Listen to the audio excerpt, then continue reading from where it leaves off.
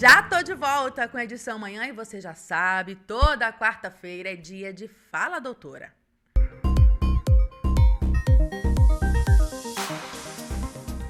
O assunto de hoje, como sempre, é extremamente importante e muito sério. Hoje nós vamos falar sobre o alcoolismo, catalogado pela Organização Mundial da Saúde como uma doença, e uma doença que acomete cerca de 10% da população brasileira. A doutora Mayra já está aqui com a gente para explicar e para a gente falar um pouco mais sobre esse assunto, que, diga-se de passagem, você domina muito porque é uma das tuas causas, né, doutora, inclusive? Bom dia. Bom dia, Juliana. Bom dia a todos que nos assistem. Realmente, é uma das minhas causas, né? Vou chamar assim, das minhas lutas, essa questão da doença dependência química, né?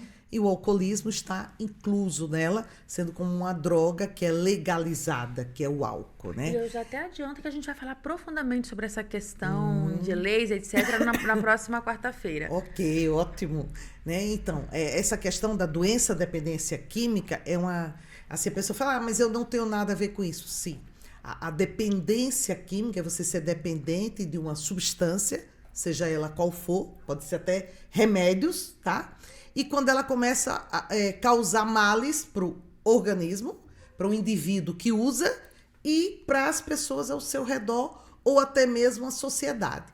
Então, quando a gente fala da doença dependência química, aí você fala problemas, você tem que ver, né? Não é só do indivíduo, da sociedade, segurança, saúde pública, as doenças que acometem o indivíduo que faz uso da doença, acidentes de trânsito, violência doméstica, né?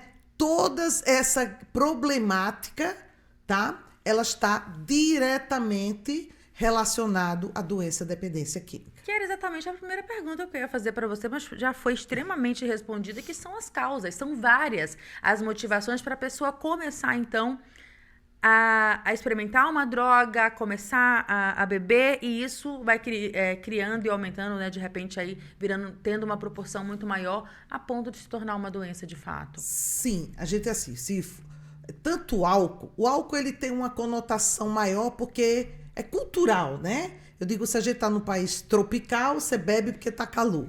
Se você está num país nórdico com muito frio, você bebe para esquentar. Então, o álcool em si, né, ele traz esse apelo cultural da diversão, da socialização, que é normal. Você chama, vamos tomar um chopp, né? Isso é difícil, vamos tomar uma água, né? Então, assim, tem esse apelo cultural, que é normal. Né? Quando você fala das outras drogas, um pouco mais, né? Outras drogas não lícitas, né? Não legalizadas, e aí quando você fala por que o indivíduo pode se tornar um dependente? Então a gente fala que são vários fatores, né? Fatores externos, ambientais, sociais. Isso quando você trabalha na prevenção, né, do indivíduo não se tornar um dependente, você tem que estar falando dos fatores de proteção daquele indivíduo. Isso começa na infância. Isso começa na primeira infância. Né? Aí tem a questão da educação, da questão, aí onde você entra, da cultura, do lazer, da educação propriamente dita, o exemplo dos pais, né? É tudo isso que o que estamos ensinando a essas crianças. E lógico que tem a questão genética. Para o álcool existe, sim, né? A questão, vamos dizer, entre aspas, essa transmissão genética, mas existe também a questão comportamental. Tem crianças e adolescentes que são mais desafiadores. Tem os transtornos desafiador, né? Transtorno déficit de atenção e hiperatividade. Então, existem algumas alterações, vamos dizer, comportamentais que podem levar aquela criança, aquele adolescente, fazer a experimentação. E, às vezes, a experimentação mais cedo. E se isso não for contornado, olhado, diagnosticado, esse adolescente não ser levado, vamos dizer, a tratamento, acompanhado, terapia, ele pode experimentar, aquela substância ela pode se tornar o up, né, na vida dele, às vezes até para fugir de uma dor, isso também vai muito para o adulto, e aí isso se torna um ciclo, né, um círculo vicioso no próprio cérebro. Eu usei, foi bom, eu senti bem, eu usei, foi bom, eu me senti bem. É a mensagem que o cérebro coloca para o indivíduo. E aí isso, fazendo esse ciclo, até que o indivíduo ele pode vir a se tornar o dependente. Quando a gente fala ali neurologicamente, né, é esse exatamente o efeito que acaba tendo na vida dessa pessoa? Muda, né? Modifica ali toda a estrutura. Sim. Porque eu que eu digo, é um mecanismo cerebral. Isso acontece a nível cerebral. Sistema de recompensa, neurotransmissores, neuroreceptores, né? E isso ocorre, você leva a informação para o cérebro, você não pode dizer que o fazer uso de determinadas substâncias é ruim. O efeito, a sensação. E aí o cérebro manda a resposta, né? Aqueles neurotransmissores mandam a resposta. E o cérebro fala, opa, eu gostei disso. Quero mais. Né? E aí, se o indivíduo, do ponto de vista social, ele como indivíduo social, ele não tiver os seus fatores de proteção bem fortalecidos e os fatores de risco mais fortalecidos, aí ele é como é que se diz? Um forte candidato a se tornar esse dependente e fazer uso de determinadas substâncias. Certo, doutora. A gente tem a participação da nossa audiência. Vamos ouvir a primeira pergunta. O que uma pessoa pode fazer para reduzir o consumo do álcool?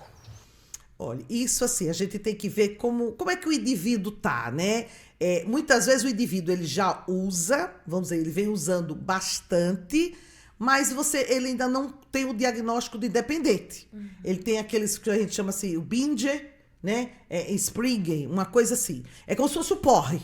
Né? Isso, às vezes, faz tanto mal quanto o indivíduo que é dependente de ter que usar todo dia, né? E afetar a sua vida. O que classifica a pessoa como alcoólatra, então, doutora? É você depender da substância. Você só consegue se sentir bem se você fizer uso. Você só consegue trabalhar se você fizer uso. Você só dorme bem se você fizer uso. E aí, a fase mais, vamos dizer, mais grave. Aí você começa a abandonar, né, as suas atividades, perde trabalho, para de estudar, praticava esporte e deixa de praticar. Tudo em favor do uso da substância. Então, você vai fazendo uma troca na sua vida, né? E aí vem os transtornos de comportamento. Acidentes de trabalho, né? Você vê que o indivíduo, aí ele bebe todo dia e chega ao ponto de ir trabalhar tendo feito uso. Dirige sob efeito do uso da substância. E ainda tem geração, eu dirijo melhor quando eu bebo. Né? Ainda ouvimos isso, Ainda né? ouvimos isso. Violência doméstica. A grande maioria da violência doméstica, estupros, está relacionado ao uso de substância, em especial o alcoolismo, porque é dentro de casa, propriamente dito. Né? Então, você olhando todo esse contexto do indivíduo, tá? Você diz, poxa, ele precisa de ajuda, ele já adquiriu a doença dependência química, porque é uma doença adquirida. E a gente vai falar como tratar de fato, quais as medidas no nosso próximo encontro, gente. Vocês têm que acompanhar a próxima quarta-feira, viu? Temos mais uma dúvida da nossa audiência. Vamos ouvir. Como familiares e amigos podem ajudar uma pessoa alcoólatra? A família ela tem que entender que é uma doença, né? A família tem que entender que essa doença ela atinge a todos da família. Né? Tanto que existe a codependência. Aí a família ela tem que ser firme, né? Ela não pode abandonar e achar que o problema é só dele, não. Não adianta você dizer assim, o problema é seu, é você que bebe, aí o indivíduo ele abre a geladeira, ele tem bebida alcoólica dentro da geladeira. Aí a festa da família é só regada a bebida. Aí a família vai dizer, mas o problema não é meu. Acaba sendo. Infelizmente. Então, você pode fazer parcerias, você pode dizer para o indivíduo que você está junto, você oferece ajuda, você tem que ser firme, você tem que mostrar para ele ou para ela todos os transtornos, que muitas vezes o indivíduo acha que ele não causa transtorno nenhum, né? Todos os transtornos que foi ocasionado por causa do uso da substância, dizer que existe tratamento, né? A doença da dependência química, ela não tem cura, é uma doença crônica e ela pode ser progressiva. Então, a família mostrar isso para ele, há 2 anos atrás não era assim, olha como você está há 2 anos depois, olha o que já aconteceu, você precisa de ajuda, eu estou aqui, Vamos ajudar? Vamos ao médico? Vamos na terapia? Vamos no grupo de autoajuda? Né?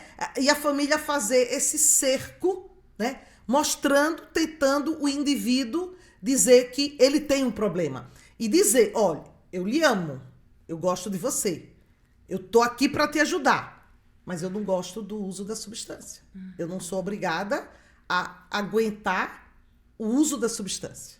Né? Então a família, ela tem que entender, ela tem que ter esse entendimento, porque se ela não tiver, ela não consegue ajudar o indivíduo. Acho que a maior mensagem, na verdade, desse nosso bate-papo de hoje é que o alcoolismo é uma doença, a família precisa compreender isso e principalmente a pessoa que está envolvida, né? Esse dependente químico. A partir daí a gente consegue começar a mudar esse quadro, né, doutora? Ele tem que aceitar. Aceitar, essa é a Né? palavra. Tanto que o primeiro passo de todos os grupos de autoajuda é que a gente chama o admitir. Ele tem que admitir que ele tem um problema. Enquanto ele não admite, a gente fala que ele escorrega para lá, escorrega para cá, aí tem recaída e vai dando as desculpas e a gente vê que a doença ela só vai sendo progressiva. E para trazer essa conscientização, inclusive tem o Júnior Laranja. Inclusive Sim. na cor que você tá, né? De certa forma hoje aqui. E como eu falei para você que está nos acompanhando, a gente vai falar mais ainda dessa parte. Hoje foi mais voltada à questão da saúde, mas na quarta-feira que vem, né, doutora, a gente vai falar sobre Sim. essa que é uma das suas lutas, como você mesmo disse. Inclusive, existe uma lei em Limeira voltada a esse combate, a essa conscientização de sua autoria. Sim. Eu tenho várias, tem essa questão do Junho Laranja, tem a Semana de Prevenção e Combate à Dependência Química, né? Eu tive essa bandeira muito forte no meu primeiro mandato, né? Nessa questão da conscientização. Não é questão, falar só da dependência. Como eu falei no começo, essa questão da dependência química, ela está em todos os setores, né, da nossa sociedade. A gente querendo, a gente não querendo, a gente entendendo, a gente não entendendo. Doutora, muito obrigada. E eu já estou ansiosa por essa conversa também da quarta que vem. Se você quer saber o melhor caminho, as formas que existem para você ajudar quem você ama a sair dessa situação e você que está nessa situação também busca por essa ajuda, nos acompanhe então na quarta-feira que vem no nosso Fala Doutora. Muito obrigada mais uma vez. Ótimo dia. Obrigada, Juliana. Obrigada a todos vocês. Um ótimo dia. Ótimo dia para você que nos acompanhou. Alerta Total chegando. Eu te espero amanhã a partir das 10. Tchau, tchau.